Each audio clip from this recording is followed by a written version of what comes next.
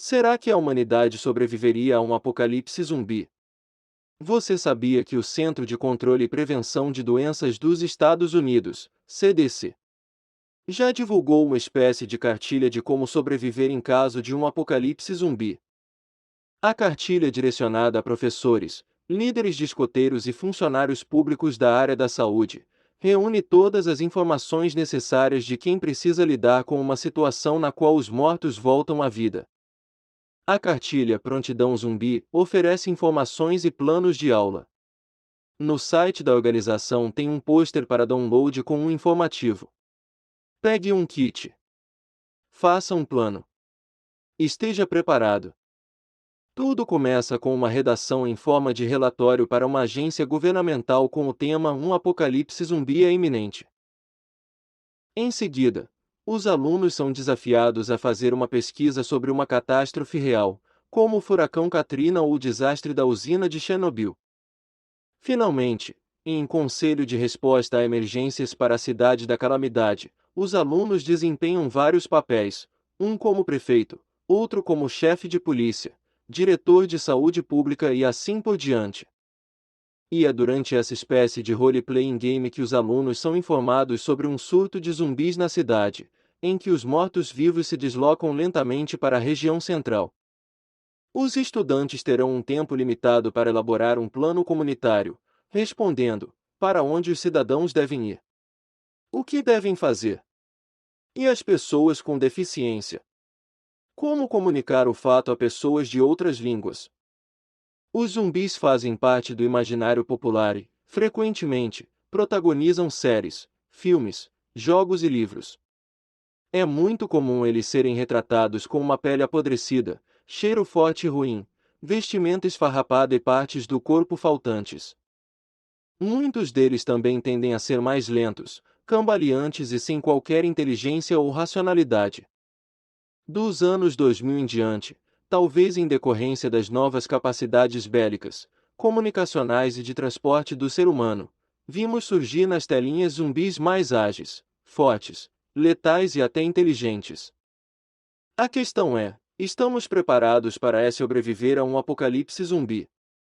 Essa foi a pergunta que motivou uma pesquisa realizada no Departamento de Física da Universidade Federal de Juiz de Fora.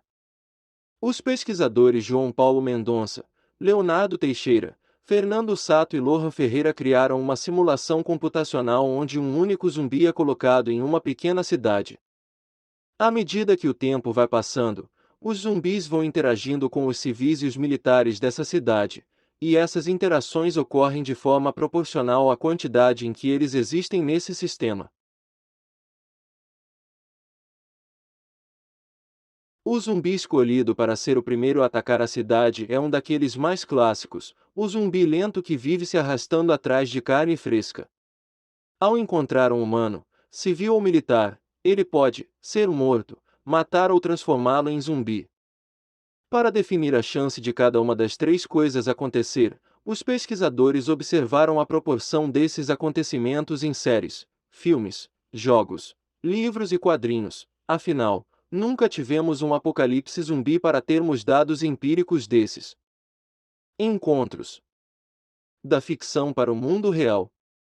Pode parecer brincadeira falar de apocalipse zumbi, mas não se engane, essa pesquisa pode nos ajudar a entender vários outros sistemas do mundo real.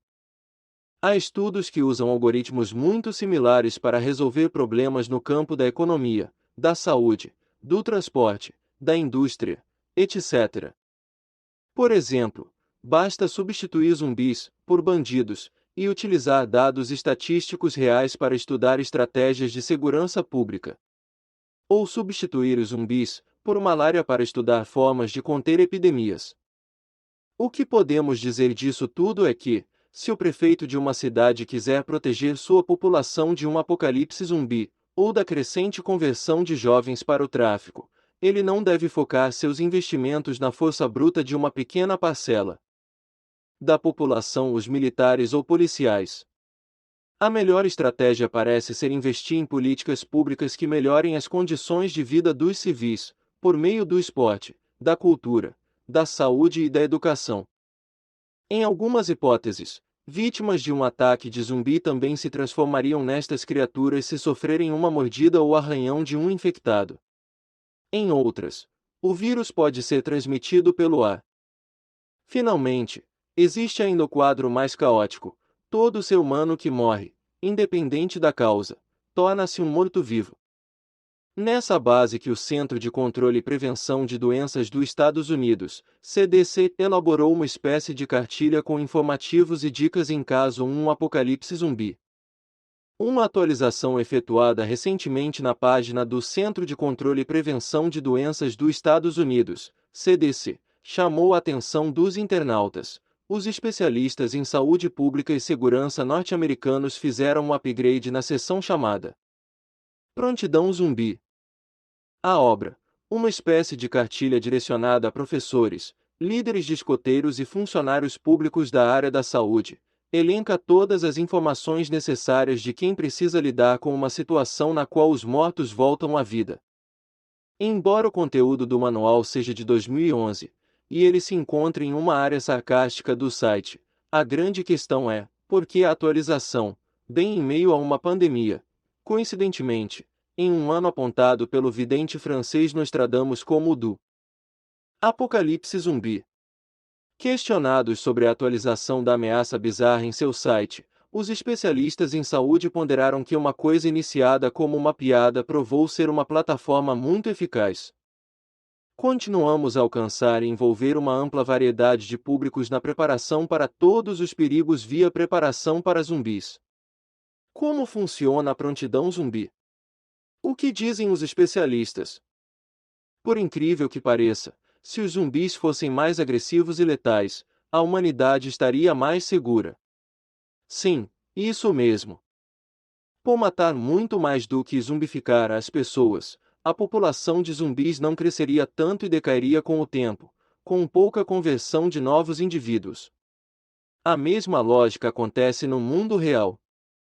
Se um parasita, seja um vírus, uma bactéria, protozoário, etc., é muito agressivo e mata seu hospedeiro, ele não vai conseguir se reproduzir e sua espécie tenderá a diminuir.